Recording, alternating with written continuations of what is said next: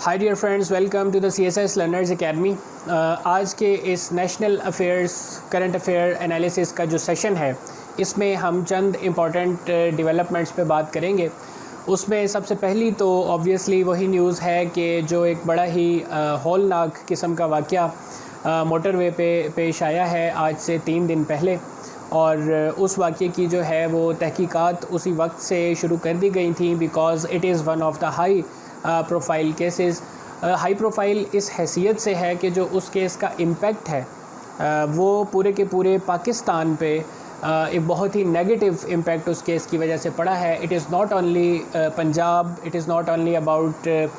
The people, but it is about the general impression of Pakistan, اور وہ جو ہے بہت ہی نیگیٹیولی افیکٹ ہوا ہے۔ اس حوالے سے جو اس کیس میں جو اب تک کی پیش رفت ہوئی ہے، اس کے حوالے سے میں آپ کو یہ آگاہ کرتا چلوں کہ اس میں 2 جو ملزمان ہیں، دونوں کا DNA میچ کر لیا گیا ہے،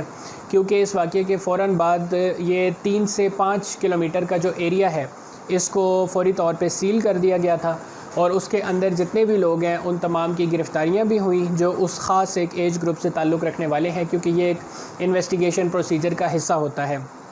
ان کو گرفتار کیا جاتا ہے، ان سے سوال جواب کیے جاتے ہیں، اور اس کے ذریعے نتیجے تک پہنچنے کی کوشش کی جاتی ہے۔ اس کے علاوہ یہ ہے کہ اب کیونکہ جو میتھڈز ہیں، سائنٹیفک میتھڈز یوز کیے جا رہے ہیں، جیسے DNA ٹیسٹنگ ہے، تو DNA ٹیسٹنگ سے تو صاف پتہ چل جاتا ہے کہ کلپریٹ کون ہے، بلکہ یہ ہے کہ کس نے جرم کیا۔ تو اب وہ دونوں میچ ہو چکے ہیں، دونوں کے نام میڈیا پر آ چکے ہیں، اور ان کو جو ہے اس وقت تلاش کیا جا رہا ہے۔ ظاہر ہے کہ ملزمان فرار ہو چکے ہیں۔ جیسے جیسے میڈیا پر اس کی پروسیڈنگز آتی رہی ہیں کیس کی، اس سے ظاہر ہے وہ بھی آگاہ ہیں، تو ایز سون ایز پاسبل وہ ایسی سیف لوکیشنز پر پہنچ چکے ہیں، لیکن پولیس جو ہے وہ ان کا ہنٹ ابھی جاری ہے، اور انشاءاللہ تعالیٰ انہیں جلدی گرفتار کر لیا جائے گا۔ یہاں تک تو خبر ہو گئی۔ اب اس کے حوالے سے آپ یہ دیکھیں کہ یہ پاکستان میں ظاہر ہے کہ ہونے والا پہلا واقعہ نہیں ہے، پہلی بات تو یہ ہے۔ دوسری بات یہ ہے کہ اس میں ہم نے ایک خاص قسم کا اضافہ دیکھا ہے، اور پچھلے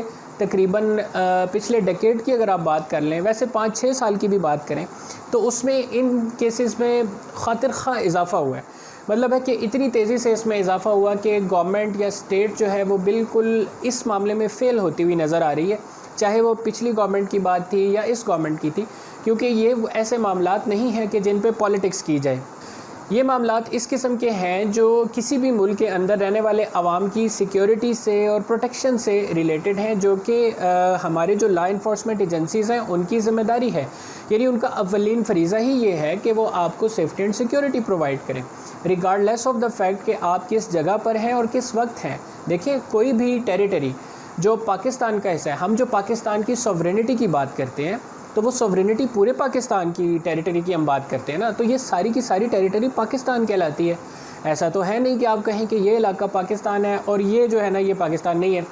یا آپ یہ کہہ دیں کہ یہ جو علاقہ ہے یہ صبح 8 بجے سے لے کے رات 8 بجے تک پاکستان ہے، لیکن رات 8 بجے سے لے کے صبح 8 بجے تک یہ کچھ اور ہے، تو ہماری رسپانسبلٹی نہیں ہے، تو عوام کو احتیاط کرنی چاہیے۔ That is not the thing, that is not the way to deal with these things. اور اسی وجہ سے جو CCPO لاہور ہیں عمر شیخ، ان کی جو یہ سٹیٹمنٹ ہے، اس کے بارے میں ضرور مطلب ہے اعتراضات کیے گئے میڈیا پہ۔ اس کے بارے میں کچھ تھوڑا سا ایکسٹریم تک بھی لوگ چلے گئے، کیونکہ ہمارے ہاں لوگوں کا ایک مزاج ہے کہ وہ فوراً جو ہے معاملے کو پولیٹیسائز کر لیتے ہیں یا بہت ایکسٹریم پہ اس کو لے جاتے ہیں۔ ہمیں ہمیشہ دونوں رخ دیکھنے چاہیے۔ تو انہوں نے جو بات کی ہے، جو سٹیٹمنٹ انہوں نے دی ہے، دیٹ از ڈیروگیٹری۔ مطلب اس سٹیٹمنٹ کو آپ کسی بھی طرح سے نہ تو ڈیفینڈ کر سکتے ہیں، نہ ڈیفینڈ کرنا چاہیے۔ وہ سٹیٹمنٹ ایک پولیس آفیسر کی طرف سے جو دی جانا ہے، یہ ایک غلط تاثر اس سے جاتا ہے۔ اگر یہ میں کرتا ہوں، آپ میں سے کوئی کرتا ہے، کامن ہم لوگ ہیں نا، ہمارا کرنا سمجھ میں آتا ہے کہ یار پاکستان کے حالات ٹھیک نہیں ہیں، ٹھیک ہے، آدھی رات کا وقت، وہ علاقہ ویسے بھی ایسا ہے جو اس حوالے سے مشہور ہے، جو لوگ ہیں معاملات سے ریلیٹڈ ہیں یا ان علاقوں سے ریلیٹڈ ہیں، وہ جانتے ہیں۔ جیسے اسی پاکستان میں بہت سارے علاقہ غیر ہیں، وہ ابھی بھی ہیں، ایگزسٹ کرتے ہیں، اور وہاں پہ احتیاط برتنی پڑتی ہے۔ وہ سندھ میں بھی ہیں، بلوچستان میں بھی ہیں، ایریا A، ایریا B جن کو کہا جاتا ہے، ایسے ہی کچھ علاقے پنجاب میں بھی ہیں۔ اور یہ جو روٹ ہے موٹر وے کا، یہ اسپیسیفکلی اس قسم کے علاقوں سے ہو کے گزرتا ہے، اور یہ کوئی یہاں پہ پہلا واقعہ نہیں ہے، وارداتیں پہلے بھی ہوئی ہیں، بلکہ بالکل اسی طرح کی ایک واردات آج سے بالکل چند ہفتے پہلے جو ہے وہ ہوئی ہے، جب ایک وہ نرس ہے، شی واز 20 ایئرز اولڈ، اور ان کے ساتھ بھی اسی قسم کا واقعہ ہوا، اس کی FIR بھی درج کروائی گئی۔ لیکن ظاہر ہے کہ اس پہ پھر کوئی عمل درآمد نہ ہونے کی وجہ سے ان لوگوں کو شہ ملتی ہے اور پھر اس طرح کے واقعات جو ہیں وہ آگے ہوتے جاتے ہیں۔ ہماری قوم اگر اس بات کو سمجھ جائے، ہمارے جو ادارے ہیں وہ اگر اس بات کو سمجھ جائیں کہ قیمت ادا کرنے سے پہلے چیزوں کو ہم سمجھ لیں، تو میرا خیال ہے کہ بہت ساری چیزوں میں بہتری آ جائے گی۔ ہم لوگوں کا ایک مزاج بن چکا ہے کہ جب کوئی واقعہ ہوتا ہے تو اس کے بعد جو ہے وہ ہم بھاگنا شروع کر دیتے ہیں، لیکن اس سے پہلے ہم اس واقعے کو پریونٹ کرنے کے لیے کچھ بھی اقدامات نہیں کرتے ہیں۔ تو اس حوالے سے جو سی سی پی او کی سٹیٹمنٹ ہے وہ ظاہر ہے کہ آبجیکشنیبل سٹیٹمنٹ ہے، لیکن اس کے بعد یہ کہنا کہ اس سٹیٹمنٹ کی وجہ سے وہ بندہ جو ہے وہ اپنی جاب کرنے کا حق نہیں رکھتا، دیٹ از رانگ۔ لیکن یہ چیز کوئی آج سے نہیں ہے، آپ کو میں نے پہلے بھی جو میرا پہلا انالیسز ہے اس میں میں نے آپ کو بتایا تھا کہ یہ چل رہا ہے سلسلہ، اور یہ سلسلہ اس وجہ سے چل رہا ہے کہ سی سی پی او نے کچھ اس قسم کے اقدامات کرنے شروع کیے ہیں جو پریویس گورنمنٹ کی کچھ پرسنالٹیز کے لیے بہتر نہیں ہیں۔ کچھ ایسے لوگوں کو اریسٹ کیا گیا ہے جو ڈائریکٹلی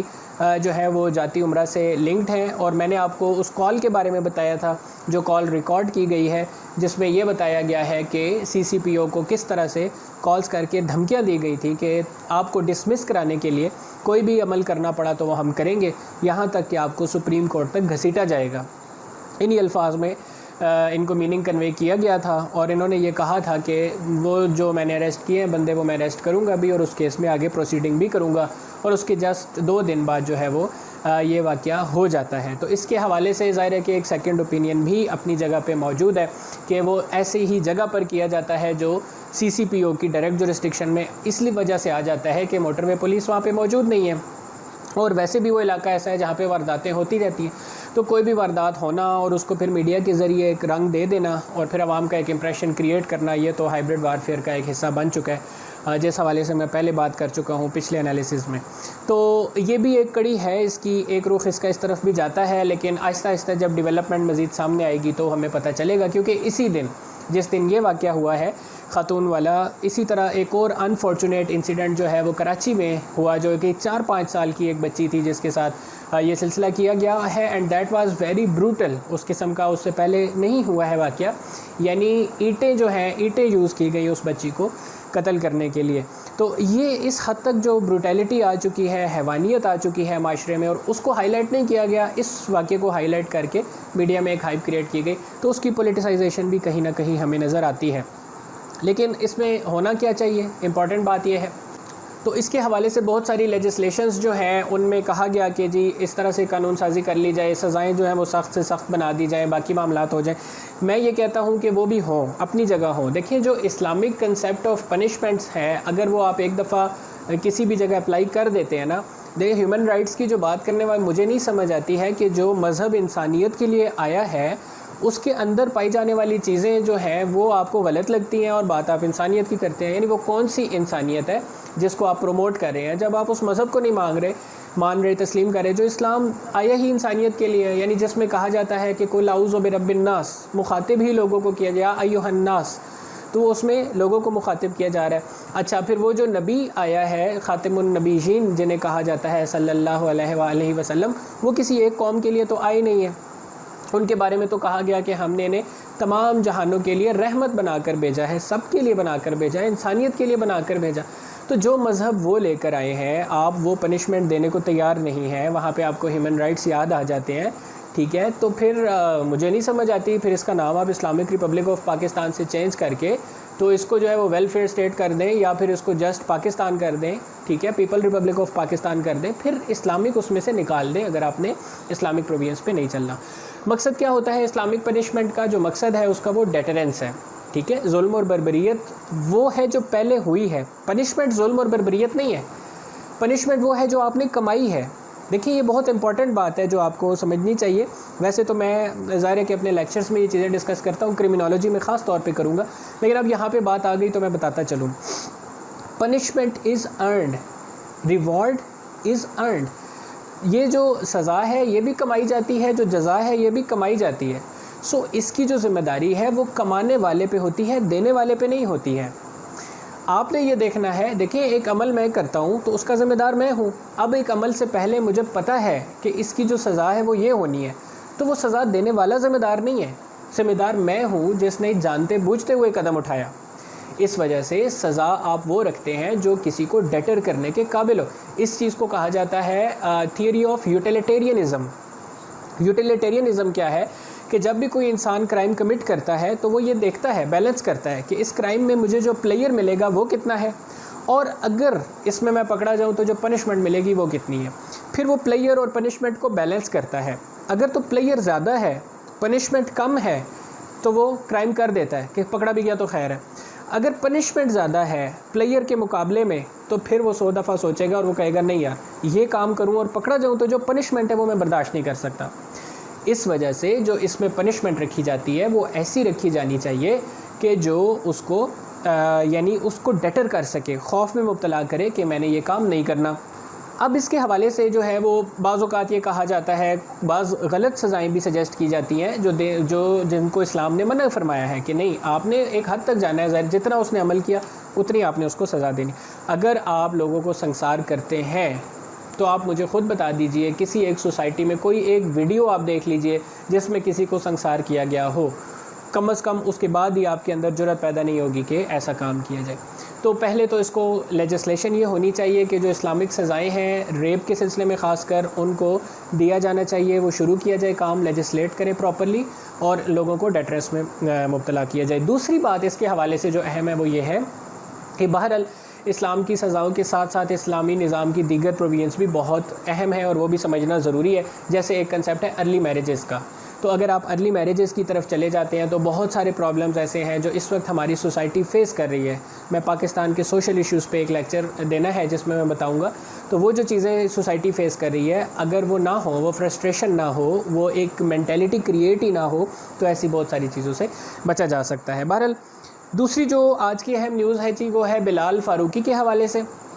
بلال فاروقی ایک جرنلسٹ ہیں جن کو پولیس نے اریسٹ کیا تھا. اریسٹ اس وجہ سے کیا گیا تھا کہ انہوں نے کچھ ریمارکس اس طرح کے دیے تھے, ڈیروگیٹری ریمارکس دیے تھے وہ جو گورنمنٹ آف پاکستان اور ملٹری خاص کر ہماری آرمی جو ہے اس کے خلاف تھے. تو اس کو جو ہے وہ پولیس کی طرف سے گرفتار کر لیا گیا تھا. یہ میں آپ کو بتاتا چلوں کہ اس میں